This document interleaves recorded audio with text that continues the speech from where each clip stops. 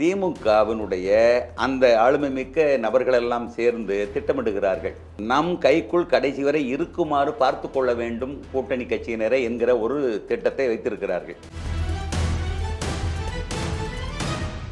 அவர்கள் குறிப்பிட்ட எல்லையை தாண்டி வளர்ந்து விட்டால் நாம் பிடிக்குள் சிக்க மாட்டார்கள், அவர்கள் விருப்பம் போல முடிவெடுப்பார்கள் என்கிற நிலைப்பாட்டில்தான் திருமாவளவனை படாத பாடுபடுத்துகிறார்கள். அது விலகினாலும் பரவாயில்ல, பிரேமலதா வச்சு சமாளிக்கலாம்னு உள்ளே கொண்டு வந்த அந்த ஒரு ஜாக்பாட்டு தான் பிரேமலதா அவர்களுக்கு கிடைத்த ஒரு மிகப்பெரிய வாய்ப்பாக அமைஞ்சு போச்சு.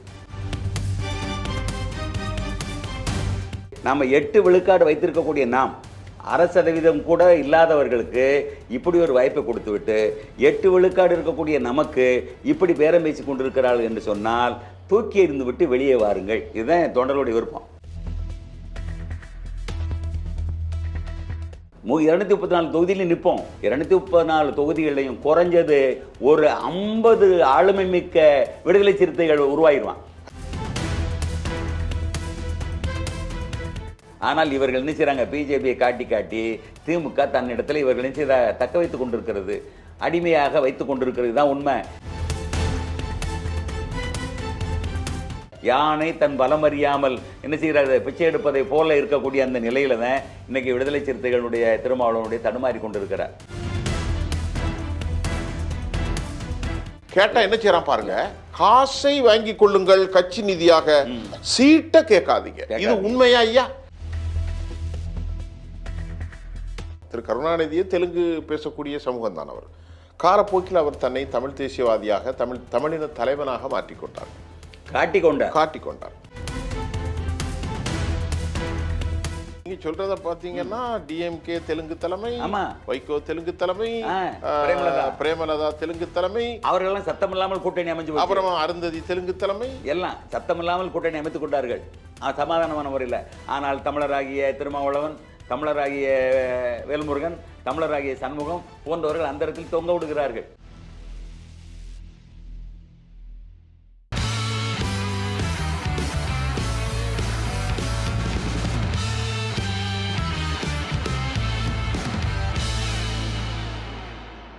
நேயர்களை, இன்றைக்கு அரசியல் ஆடுகளத்தில் நாம் முக்கியமான ஆளுமையை சமகால அரசியல் பேச போகிறோம். எங்களோடு எப்போதும் உணர்வுபூர்வமாக இருக்கக்கூடிய கண்ணியத்துக்குரிய தோழர் பேராசிரியர் ஐயா அவர்களை நான் நிகழ்ச்சியினுடைய சந்திக்கின்றேன். அவரிடத்தில் கதைக்க போகிறேன். ஐயா வாங்க.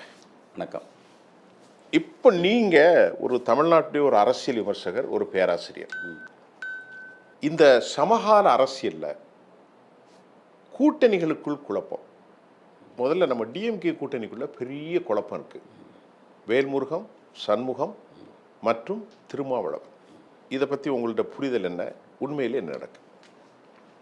அதாவது தேர்தல் என்பது மக்களுக்கு சேவை செய்வதற்கான ஒரு களமாக பார்க்கப்பட்ட காலத்தில் இத்தகைய குளறுபடிகளோ பேரங்களோ நடைபெறவில்லை. ஏனென்றால் அப்பொழுது காங்கிரஸுக்கு பின்னால் அல்லது திமுகவுடைய பேரறிஞர் அண்ணா காலத்துக்கு பின்னால் எப்படி இருந்தன்னு கேட்டால் இது மக்களுக்கு சேவை செய்ய கிடைத்த பெரிய வாய்ப்பு என்று நினைத்தார்கள். மிகப்பெரிய அளவிலே பேரங்களோ அல்லது குளறுபடிகளோ கிடையாது. ஆனால் இன்றைக்கு யார் யாரை விழுங்கலாம், யார் யாரை காலி செய்யலாம், எப்படியாவது நாம் மேலே வர வேண்டும் என்கின்ற மிகப்பெரிய ஒரு வணிக சூதாட்டமாக அரசியல் மாறிவிட்டது. முக்கியமானது அதுதான் இந்த காலத்தில்.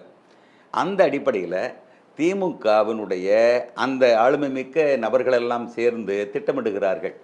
எப்படி திட்டமிடுகிறார்கள் என்று கேட்டால், நம் கைக்குள் கடைசி வரை இருக்குமாறு பார்த்து கொள்ள வேண்டும் கூட்டணி கட்சியினரை என்கிற ஒரு திட்டத்தை வைத்திருக்கிறார்கள். அவர்கள் மீறி வளர்ந்து விடக்கூடாது, அப்படி வளராமல் பார்க்கின்ற வரைதான் நம்மிடம் அவர்கள் கட்டுப்பட்டு இருப்பார்கள். அவர்கள் குறிப்பிட்ட எல்லையை தாண்டி வளர்ந்து விட்டால் நாம் பிடிக்குள் சிக்க மாட்டார்கள், அவர்கள் விருப்பம் போல முடிவெடுப்பார்கள் என்கிற நிலைப்பாட்டில்தான் திருமாவளவனை படாத பாடுபடுத்துகிறார்கள். அவர்களுடைய தொண்டர்கள் கொதித்து போயிருக்கிறார்கள். பிரேமலதா அவர்கள் இன்றைக்கு உடனடியாக முடிஞ்சது யார்? வைகோ இணக்கமாகிவிட்டார். யார்? திராவிடத்தினுடைய சிசு. அதே போல் பிரேமலதா அங்கங்கே உசலாடி கொண்டு ஒவ்வொரு தேர்தலுக்கும் மாறி மாறி கூட்டணி வைக்கக்கூடிய இயல்புடைய அந்த பிரேமலதா எப்படி உடனடியாக போய் சமாதானமானார்கள்? பெரிய பேரமே இல்லையே.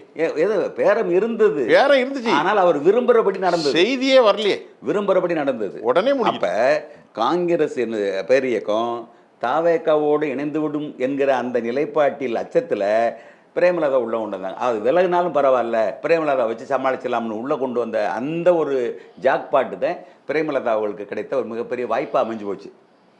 அப்புறம் காங்கிரஸ் வந்துச்சு. இப்போ அவங்களுக்கு ரொம்ப நெருக்கடியாகி விட்டது. ஒரு எண்ணிக்கை அளவில் சீட்டு கொடுக்க முடியாது. ஏனென்றால் பிரேமலதா உள்ளே வந்துட்டாங்க. காங்கிரஸ் வராமல் போயிருமான்னு நினச்சாங்க. அந்த பயத்தில் இவங்களை கொண்டு வந்தாங்க. கடைசியில் அவங்க ஒரு 3 சீட்டை கூட வாங்கி 28 ஆக்கி அவர்களுடைய பேரை முடிந்து விட்டது ஒரு ராஜ்யசபாவோட. அதே போல் பிரேமலதா சேஃபாக உட்காந்துட்டாங்க. பிரேமலதாக்கு எத்தனை சீட்டுன்னு தெரியுது, நீங்கள் என்ன நினைக்கிறீங்க? அதாவது எத்தனை சீட்டு கொடுக்க தெரியல. இப்போ தெரியல. அதாவது 5 இந்திய கம்யூனிஸ்ட்டு 5 வாங்கிடுச்சு, முடிஞ்சு போச்சு. 6ல் ஊசலாடி கொண்டு இருக்கிறது மார்க்சிஸ்ட்டு. எத்தனை கேட்குறாங்க? 6 தான் கேட்குறாங்க, 5 தரம்ன்றாங்க. இந்த 1ல் ஊசாடி கொண்டு இருக்கிறது பார்த்தீங்களா எவ்வளோ கண்ணிய குறவு. யோசிச்சு பாருங்க. அதாவது சண்முகம் ஒரு தமிழர், பச்சை தமிழர், என்னோட 4 ஆண்டுகள் உடன் பயின்றவர், பார்த்தீங்களா தமிழ் பயின்றவர்.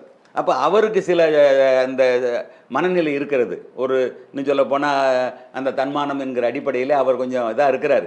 ஆனாலும் சுற்றி இருக்கக்கூடியவர்கள் என்ன செய்கிறாங்க, அவருக்கு ஒரு நெருக்கடியை கொடுத்து எப்படியாவது திமுக விட்டு நம்ம போயிடக்கூடாது, எப்படியா முடிங்க என்கிற அடிப்படையில் கட்சிக்குள்ளே இருக்கக்கூடிய அடுத்த கட்ட தலைவருக்கு நெருக்கடி கொடுக்குறாங்க. அவர் இருதலைக்குள் எறும்பாக தடுமாறி கொண்டு இருக்கிறார் சண்முகம் அவர்கள்.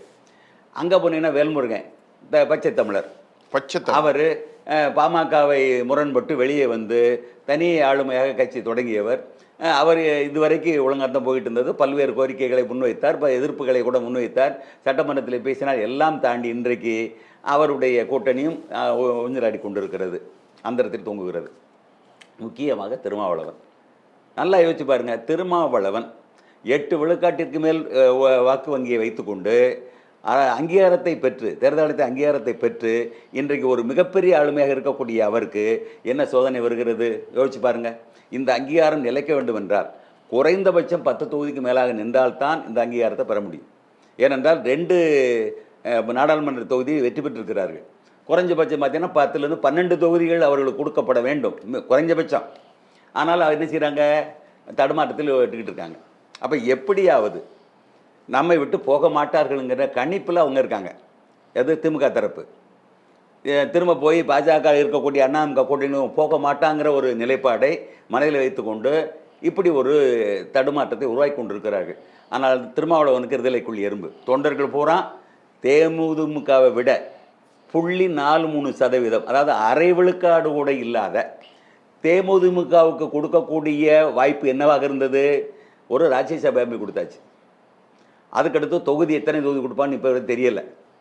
அதை தாண்டியும் பல பலன்களை பெற்றுக்கிட்டார்கள். இந்த சூழ்நிலையில் பல பலன்கள் வந்துருச்சு.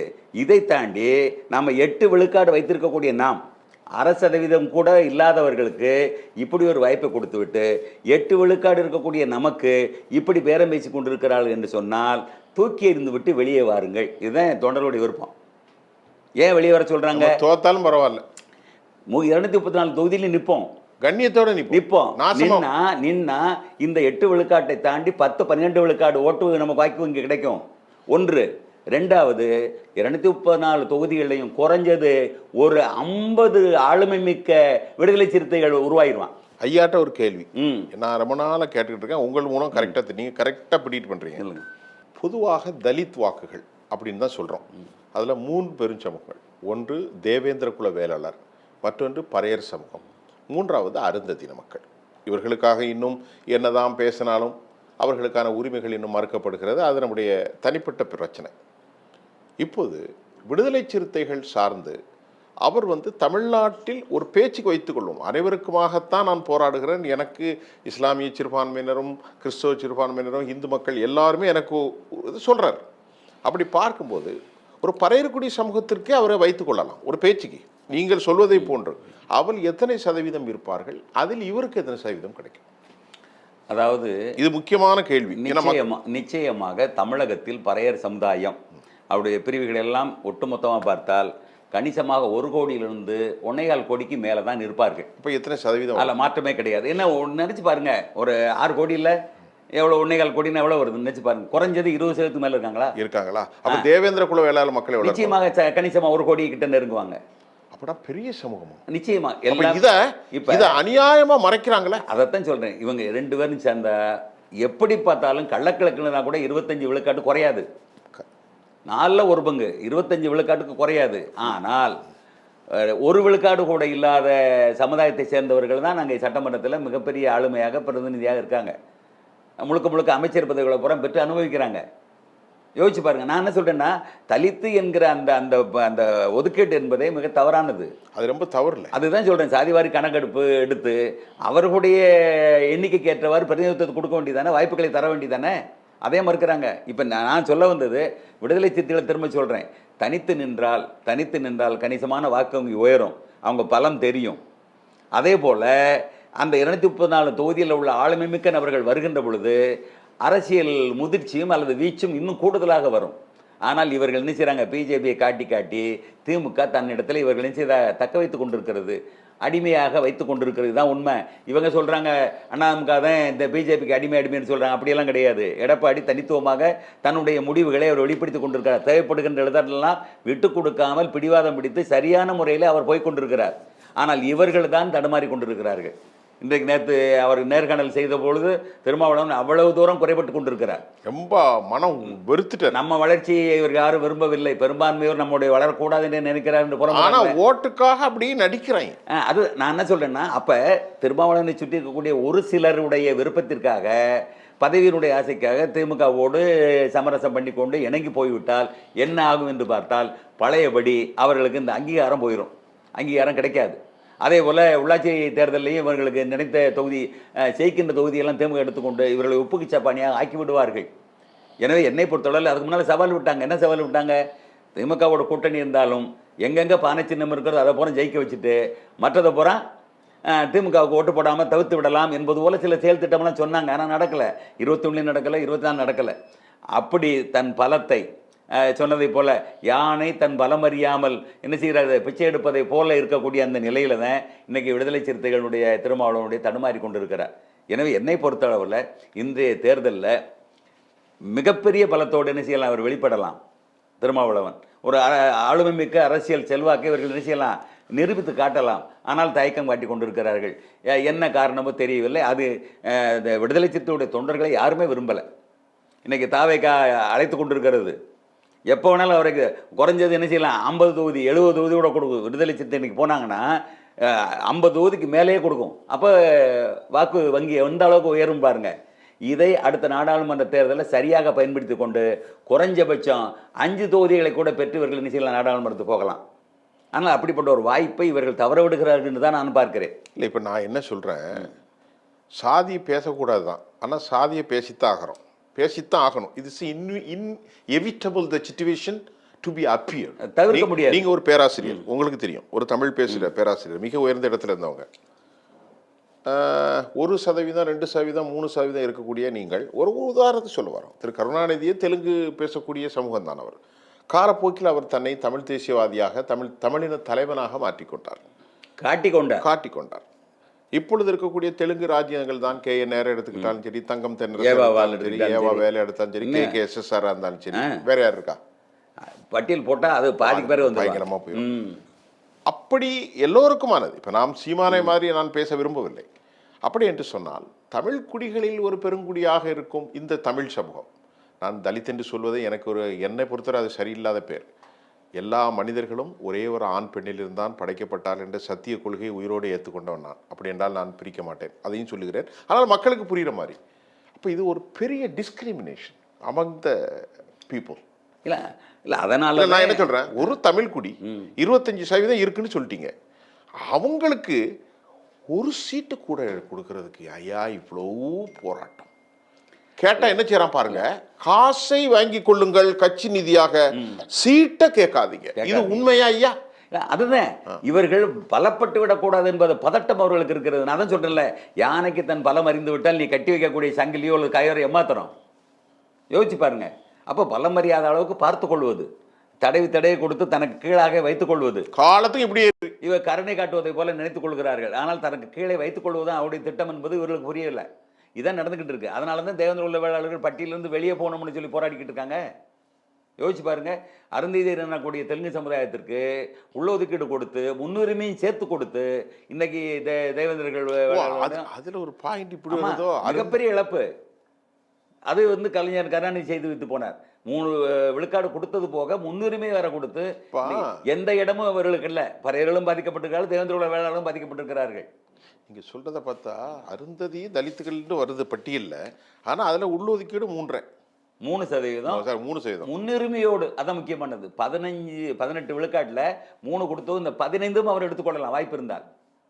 இந்த 15 எடுத்துக்கொண்டு 18 விழுக்காடை அவர் பெற முடியும். நீங்க சொல்றத பாத்தீங்கன்னா டிஎம்கே தெலுங்கு தலைமை, ஆமா. வைகோ தெலுங்கு தலைமை, பிரேமலதா. பிரேமலதா தெலுங்கு தலைமை, அவர்களெல்லாம் சத்தமில்லாமல் கூட்டணி அமைஞ்சு போச்சு. அப்புறம் அருந்ததி தெலுங்கு தலைமை, எல்லாம் சத்தமில்லாமல் கூட்டணி அமைத்துக் கொண்டார்கள். சமாதானமான முறையில். ஆனால் தமிழராகிய திருமாவளவன், தமிழராகிய வேல்முருகன், தமிழராகிய சண்முகம் போன்றவர்கள் அந்த இடத்தில் தொங்க விடுகிறார்கள். யோசிச்சு பாருங்க, அவருடைய கூட்டணியுடைய அமைப்பு எப்படி போகுது பாருங்க. ஆனால் இங்கே அப்படி அல்ல. எடப்பாடி அவர்களிடம் அந்த மாதிரி இல்லை. சேர்ந்திருக்கின்ற கூடிய அன்புமணியாக இருந்தாலும் சரி, அல்லது வாசனாக இருந்தாலும் சரி, அல்லது ஜான்மணியனாக இருந்தாலும் சரி, அல்லது மற்றவர்களாக இருந்தாலும் சரி, ஒரு நல்ல முறையிலே அவர்கள் இணக்கம் ஒருங்கிணைகிறாங்க இன்னைக்கு தினகரோடு சேர்த்து. ஆனால் ஒரு விஷயம் இருக்கு ஐயா, எல்லாம் சரிதான். அங்கே பாஜக இருக்கிறது, அதுதானே அவர்கள். அதைத்தான் நான் என்ன சொல்றேன்னா, பாஜக கட்சியிலையும் தமிழர் தான் இருக்காரு. யாரு? தமிழ்நாட்டுடைய தலைவர் தான் இருக்காரு, பச்சை தமிழர். நான் சொல்றேன் கேளுங்க, பாஜக முதல்ல உள்ள வந்தது யாரால? கலைஞரால தான். அதுல டவுட் இருக்கு. அவங்க சட்டமன்றத்துக்கு முதல்ல நுழைஞ்சதே கலைஞரால, திமுகவால. இந்த வரலாறு தெரியாம சும்மா பூச்சாட்டி அடி நல்லா நினைச்சு பாருங்க. பாஜக நம்ம வலுப்படுகின்ற பொழுது பாஜக நம்ம என்ன செய்ய முடியாது, மேலாதிக்கம் செய்ய முடியாது. அப்ப நம்ம வலுப்படுகின்ற பொழுது பாஜக என்ன செய்யும், தங்களுடைய கட்டுக்குள்ள நிற்கும். தமிழகத்தை பொறுத்தளவுல மீறி ஒன்றும் செஞ்சிட முடியாது. இன்றைக்கு வந்து ஜனநாயக நாட்டில் சட்டத்தின் ஆட்சியில் எப்படி வந்து பாஜக வந்து மேலாதிக்கம் செஞ்சிட முடியும்? நல்லா பாருங்க, எல்லா மாநிலத்திலையும் ஆளுகின்றவர்களை, எதிர்கட்சிக்காரங்களை ஏதோ ஒரு வகையில் நெருக்கடி கொடுப்பதாக சொல்கிறார்கள், பாஜக நெருக்கடி கொடுப்பதாக. ஆனால் தமிழ்நாட்டில் ஸ்டாலினுக்கோ, உதயநிதிக்கோ, சபரீசனுக்கோ வேற யாருக்காவது ஒரு சின்ன நெருக்கடியாக கொடுத்ததாக சொல்லுங்க பார்ப்போம். இவங்க தான் அன்கோ போட்டிருக்காங்களா டெல்லியில? அப்ப தெரியுதுல, டெல்லியில அன்கோ போட்டிருக்காங்க. அப்ப தெரியுதுல, அப்புறம் எப்படி வந்து நீங்க அண்ணாதிமுக கூட்டணி வந்து பாஜக சொல்ல முடியும்? யோசிச்சு பாருங்க. இது வெளிப்படையான கூட்டணி, அவங்க மறைமுகமான முழுமையான கூட்டணி. அங்கதான் உள்ளடி வேலை நடக்குது. அருமையான பாயிண்ட். இங்க அப்படி இல்ல. எடப்பாடி வெளிப்படையா சொல்றாரு, ஒரு புரிதலோடு. பாஜகவுடைய நிலைப்பாடு எனக்கு தெரியும், என்னுடைய நிலைப்பாடு நான் எப்படி இருக்கணும்னு எனக்கு தெரியும்.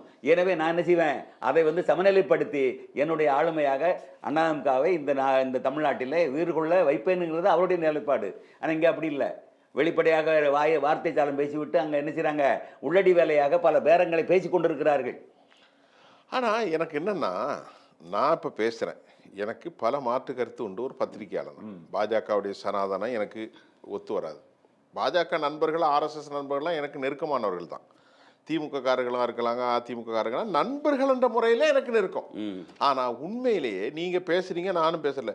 ஆனால் இப்படி திமுக செய்கிற பெரியாரியத்துக்கு வந்து சூடு வைக்கிற மாதிரி பேச்சு பெரியாரியம், அம்பேத்கரியம் கீழே அப்படி இல்லை.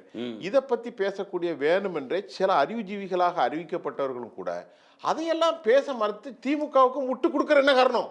அவர்கள் முழுமையாக மாசத்தம்பளத்துக்கு வேலை செய்து கொண்டிருக்கிறார்கள், கூலி வாங்கி கொண்டு வேலை செய்து கொண்டிருக்கிறார்கள். இந்த ஊடகம் என்கிற பெயரிலையும் அரசியல் விமர்சகர்கள் என்கிற பெயரிலும் அவர்கள் பணத்தை பெற்றுக்கொண்டு வேலை செய்து கொண்டிருக்கிறார்கள். நல்லா இன்னைக்கு யோசிச்சு பார்க்கணும். அதாவது சனாதனம்னு வார்த்தையை பயன்படுத்துறீங்க. ஜனாதனம்ங்கிற சொல்லுக்கு என்ன பொருள்? மாறாததுன்னு அர்த்தம். மாறாதுன்னு அர்த்தம், கான்ஸ்டன்ட், மாறாது, நிலையானது. ஆனா அண்ணாதிமுக மாறிக்கொண்டே இருக்கிறது, தலைமைகள் மாறிக்கொண்டே வருகின்றன. பிஜேபியில் மாறிக்கொண்டே வருகின்றது தலைமை. யோசிச்சு பாருங்க. ஆனா திமுக மாறுதா, காங்கிரஸ்ல மாறாதா? அப்ப எது ஜனாதனத்திலோடு இருக்கிறது? திமுகவும் காங்கிரஸ் தான் முழுமையான ஜனாதனத்தை பின்பற்றி கொண்டிருக்கிறது. ஐயா 600 கோடியில படம் எடுக்கிறான். கமலஹாசனுக்கு 150, ரஜினிக்கு 150, அனிருத்துக்கு 15, நெல்சனுக்கு 50. 600 கோடியில ப்ரொடியூசர் யார் தெரியுமா? உதயநிதி ஸ்டாலின் அல்ல, இன்பநிதி. அப்புறம் அவன் கால்ச்சிட்ட போட்டுட்டு அலையறான். அப்புறம் யோசிச்சு பாருங்க, இந்த இந்த பண பின்புலம் எப்படி வந்தது, எவன்கிட்ட இருந்தது, எவன் எங்க இருந்தது? எல்லாம் பொதுமக்களுடைய பணம், முழுக்க முழுக்க ஊழலில் தெளிது. இங்க பாருங்க, தமிழகம் முழுவதும் இன்னைக்கு கட்டுப்பாடு இல்லாமல் வன்முறைகள், பாலியல் வன்கொடுமைகள், லாக்கப் மரணங்கள், பட்டியலினத்து சமுதாயத்துக்கு இளைஞர்களை வந்து எந்த இதுவும் காரணம் இல்லாமல் என்ன செய்கிறது, கொலை செய்வது, அவர்களை வந்து அந்த காரணமானவர்களை என்ன செய்கிறது கிடையாது, எந்த வகையிலுமே சட்டத்துக்கு உட்படுத்துறது கிடையாது. இப்போ இந்த போதைப் பொருளுடைய பழக்கம் வந்து இன்னைக்கு தமிழகத்தில் எல்லைமீறி போய்கிட்டு இருக்கு. அப்போ ஸ்டாலினுடைய அந்த அறிவாளுமையோ அல்லது ஆட்சி சிறப்போ எந்த வகையிலுமே அங்கே கட்டுப்படுத்த முடியாது, ஒன்றுமே இல்லை. எனவே ஜீரோ பொம்மை முதல்வர், ஜீரோ ஆட்சி தான் சிறப்பு நடந்துக்கிட்டு, ஒன்றுமே கிடையாது. நிகழ்ச்சியின் இறுதிக்கு வந்துட்டோம். நம்ம நிறைய பேச போகிறோம். இங்கே உங்களுக்கு ஜெம் டிவி ஒரு சிறந்த இடத்த கொடுக்க போகுது. ஒரு அறிவுசார் தளத்திலேருந்து இப்போ ஐயா, இப்போ நிலவரம் எப்படி இருக்குது, இறுதி தேர்தல் விஷயத்தை மட்டும் ஒரு பதில் சொல்லிடுங்க. நம்ம இன்னும் அடுத்து நிறைய பேச போகிறோம். இப்போ அரசியல் கட்சி கூட்டணிகள் எல்லா பிஜேபி, அதிமுக, இப்போ திமுக பேசிட்டோம். எந்த மாதிரி கட்டத்தில்? என்னை பொறுத்தளவில் இந்த தேர்தலில் தாவேகா ஒரு நிலைப்பாடு எடுத்துட்டாங்க. தனித்திருந்து நம்முடைய பலத்தை என்னவென்று பார்த்து விடுவது என்பது, அதாவது விஜய் அது ஒரு நிலைப்பாடு. விஜயினுடைய நிலைப்பாடு முடிஞ்சு போச்சு. அதே போல் நாம் தமிழர் தனித்தான் நிற்பேனுங்கிற முடிவோடு தொடர்ந்து களங்கண்டு இருக்கிறார். அவருக்குடைய நிலைப்பாட்டில் வந்து 234 தொகுதியிலையும் ஆளை நிறுத்துவாங்க. அவங்க வந்து வெற்றியை பற்றி அது வழக்கம் போல நடக்கிறது. ஆமாம், அவ்வளோதான். வெற்றி பெற்றால் முயற்சி, இல்லாட்டா பயிற்சி என்பது போல் ஆகிவிட்டது. ரெண்டு நேர் எதிராகும் போது இந்த ரெண்டு தான். இந்த ரெண்டில் இன்னைக்கு இருக்கக்கூடிய கோபம், விடுதலை சிறுத்தைகளுக்கு இருக்க கோபம், கம்யூனிஸ்டுக்கு இருக்கக்கூடிய அதிருப்தி, வேலுமுருகனுடைய இந்த பிரிவு எல்லாம் சேர்ந்து என்ன வைக்க போகிறது என்று கேட்டால் திமுகவுக்கு மிகப்பெரிய பாதிப்பை வைக்க போகிறது. அதில் மாற்று கருத்து இல்லை. ஆனால் அந்த எலெக்ஷன் ரிசல்ட்டு இழுபறியாக இருக்குமோ? இல்லை, அதிமுக நிச்சயமாக பெரும்பான்மை பெற்றுவிடும். என்ன காரணம் கேட்டுங்க, எவ்வளவோ பெரிய சிக்கலெல்லாம் சமநிலைப்படுத்தி இன்றைக்கு தினகரனே உள்ளே கொண்டு வந்து ஒரு சுமூகமான ஒரு நிலையை எடுத்து விட்டார்கள். இந்த குழப்பமே இந்த கூட்டணியில் இப்போ கூட இல்லையே. எங்கேயாவது இருக்கா? இன்னைக்கு பாண்டிச்சேரியில் தொகுதி உடன்பாட்டில் காங்கிரஸால் வர முடியலை. நாளைக்கு இந்த தேதி முடிஞ்சு போகுது, ஆனால் இன்னும் அறிவிக்கலை. அப்போ முரண்பாடு திமுகவுக்குள் முழுமையான முரண்பாடு இருக்கிறது. காங்கிரஸோடு மிகப்பெரிய அளவில் முட்டல் இருந்தது. ஐயா சொல்றீங்க உங்க பெர்செப்ஷன். நான் உங்கள்கிட்ட கேட்குறேன், எல்லா தலைவர்களும் ஒருங்கிணைக்கலாம், மக்கள் எடப்பாடிக்கு வாக்கு அளிக்க வேண்டும் அல்லவா? அதுதான். அதாவது இவங்க கொள்ளையடிச்சாங்கன்னு சொல்றீங்க, அதுவும் மக்களுக்கு தெரியுது. ஆனா கொடுத்ததை மறந்து ஓட்ட போடுறானா? இல்லை, அதைத்தான் நான் சொல்றேன். என்ன அடிப்படைன்னு கேட்டீங்கன்னா, இன்னைக்கு இருக்கக்கூடிய வன்முறை, போதை கலாச்சாரம், டாஸ்மார்க்கு, பெண்களுடைய பாதிப்பு, பாலியல் வன்கொடுமை, இப்படி பட்டியலில் அடங்காத அளவிற்கு மிகப்பெரிய தீமைகள் நிறைந்த ஒரு ஆட்சியாக மாறிவிட்டது. எனவே வேற வழி இல்லை. மாற்று என்று யோசிக்கின்ற பொழுது எடப்பாடி அவர்களை தவிர வேற வாய்ப்பே கிடையாது. என்ன சீமானை மாற்ற நினைக்க முடியுமா இப்ப? அல்லது விஜயை மாற்ற நினைக்க முடியுமா? சில இளைஞர்கள் என்ன செய்வாங்க, கவர்ச்சியினால் அங்கே போடலாம், கொள்கை பிடிப்பில் இங்கே போடலாம்.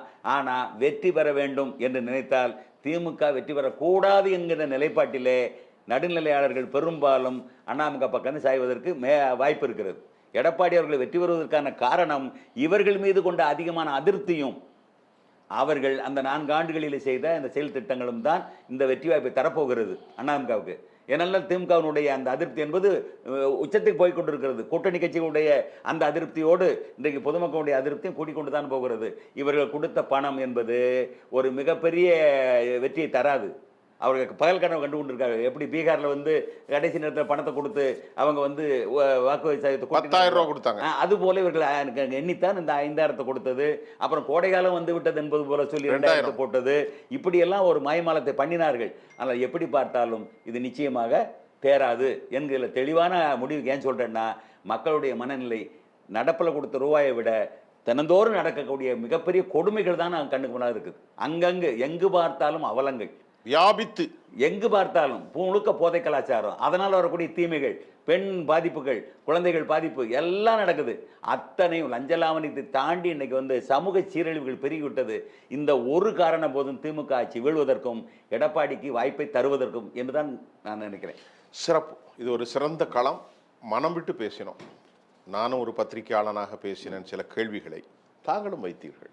இதை மக்கள்கிட்ட கொண்டு சேர்த்துருவோம். அடுத்தடுத்து இன்னைக்கு டிஎம்கேவுடைய விஷயம், அடுத்து நம்ம நிறைய பேச போகிறோம்.